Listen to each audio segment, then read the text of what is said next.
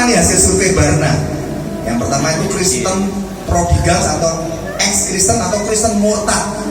Yang kedua itu namanya nomads atau lapsed Christian.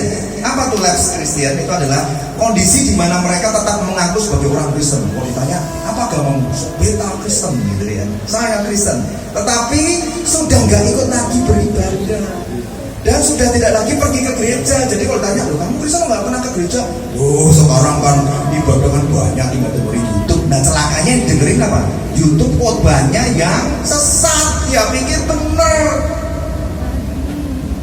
Mengerikan bahasa. Nah populasi Kristen yang seperti ini di dunia itu ada 880 juta. Di Indonesia ada berapa ya?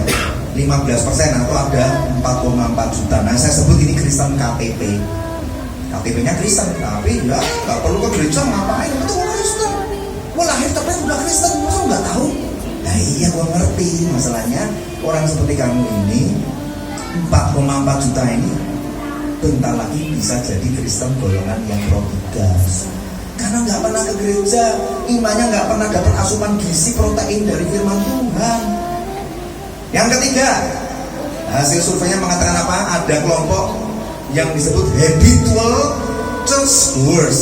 Wah keren ya istilahnya ya, habitual church goers.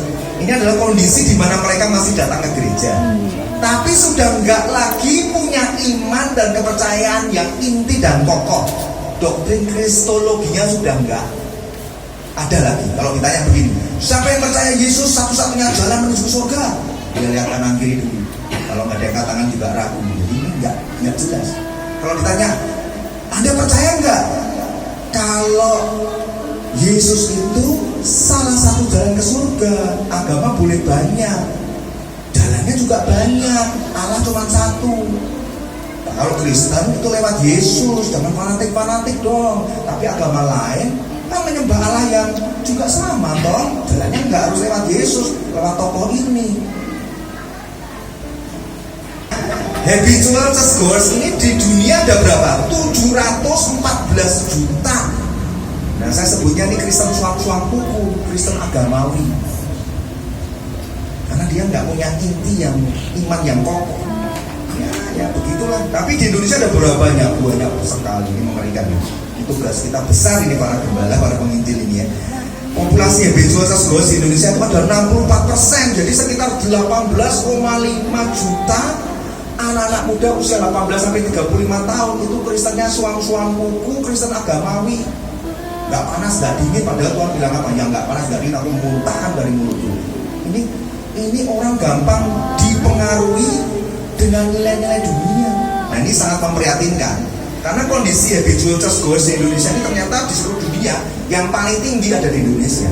Kristen agamawi, Kristen suang-suang kuku terbanyak ada di Indonesia 18,5 juta. Artinya begini, kalau ada 10 jemaat berkumpul, itu sudah pasti 6 orang Kristen agamawi, Kristen suang-suang kuku.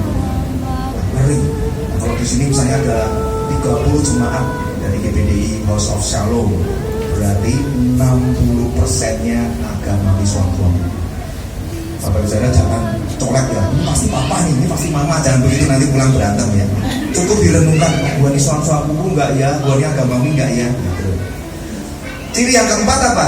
Resilient disciples. Kok ciri apa? Hasil survei yang keempat apa? Resilient disciples.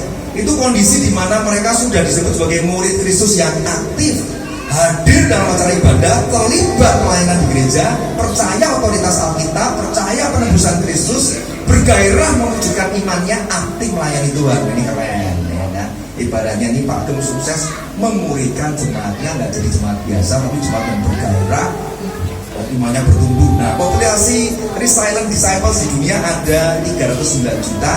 Kalau di Indonesia, ini agak sedih ya, cuma ada 5,8 juta. Dan saya cuma membayangkan begini, kalau Tuhan Yesus suatu hari datang di awan-awan menjemput kita, apakah hanya yang resilient disciple yang dijemput?